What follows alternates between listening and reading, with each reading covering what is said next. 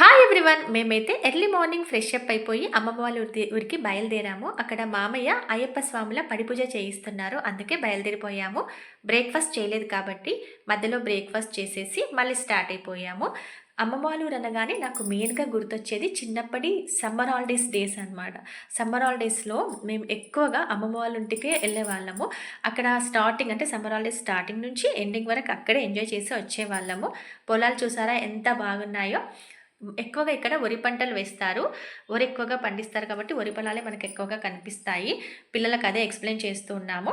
మనకి ఊళ్ళోకెళ్ళగానే స్టార్టింగ్‌లో ఆంజనేయ స్వామి టెంపుల్ ఉంటుంది. ఆంజనేయ స్వామి టెంపుల్ దగ్గర మామయ్య వాళ్ళ ఇల్లు ఉంటుంది. మేము వెళ్ళేసరికి మామయ్య అలా కూర్చొని వాళ్ళ చిన్న మనవడిని ఆడిస్తూ ఉన్నాడు. పూజ స్టార్ట్ అవ్వడానికి టైం అవుతుందని చెప్పారు. సో, మేమక్కడ అమ్మమ్మ వాళ్ళ ఊళ్ళో పెద్ద వాగుంటుంది. వాగు చూడ్డానికి బ్రహ్మాండంగా ఉంటది. సో, పిల్లల్ని తీసుకొని అక్కడికెళ్ళిపోయాము. పిల్లలకి వాటర్‌లో ఎంజాయ్ చేయాలంటే చాలా చాలా ఇష్టం.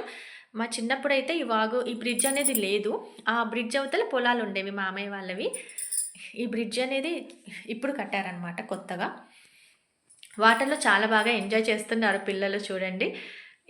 అమ్మ గూడా చెప్పిందనమాట. ఈ వాగులో నుంచి వాటర్ అనేవి వాళ్ళు చిన్నప్పుడు ఊళ్ళోకి కూడా వచ్చేవన్నమాట వాటరు. ఆ విధంగా ఎక్కువ వాటర్ ఉండేవి. ఇప్పుడు మనకి ఒక 10 డేస్ ముందు వరకు వర్షాలున్నాయి. ఇప్పుడు లేవు కాబట్టి కొంచెం వాటర్ తగ్గాయక్కడ. మనకి ఇక్కడ ఈ వాటర్ పక్కకి కొంచెం డిస్టెన్స్‌లో ఒక హోల్ చేస్తే మళ్ళీ వాటర్ వస్తాయంటే ఎలా వస్తాయి అని అడుగుతున్నారు పిల్లలు. ఆ వాటర్‌లో మా చిన్నప్పుడు చిన్న చిన్న ఫిష్ పిల్లలు కూడా ఉండేవని వాళ్ళ అమ్మమ్మ చెప్తుంది. అక్కడ చిన్న చిన్న రాళ్ళు కనిపిస్తున్నాయి కదా, స్టోన్స్. వాటితో మేము కచ్చకాయలు కూడా ఆడుకునేవాళ్ళము. ఇక్కడ మనకి తర్వాత ఎంజాయ్ చేసేసుకొని రిటర్న్ అయిపోయాము. ఒకవైపు పొలాలు, ఒకవైపు చెరువు. చాలా చాలా అద్భుతంగా ఉంటుంది. నెక్స్ట్ మేము వెళ్ళేసరికి ఇక్కడ పూజ స్టార్ట్ అయిపోయింది. పూజ అయితే చాలా చాలా బ్రహ్మాండంగా జరిగింది. అయ్యప్ప స్వాములందరూ కలిసి పూజ అయితే చాలా చాలా బాగా చేశారు. అసలు అప్పుడే అయిపోయిందా పూజ అన్నట్టు అనిపించిందనమాట. ఫీలింగ్ అయితే చాలా చాలా బాగుంది. తర్వాత ఆరతి ఇచ్చేసి అయ్యప్ప స్వాములందరూ కలిసి కీర్తనలతో భజనలతో చేసే ఆ విధానం చూడండి, అసలు ఎంత బాగుందంటే చూసే కొద్దీ చూడాలనిపించింది. కన్నుల పండగగా అనిపించింది.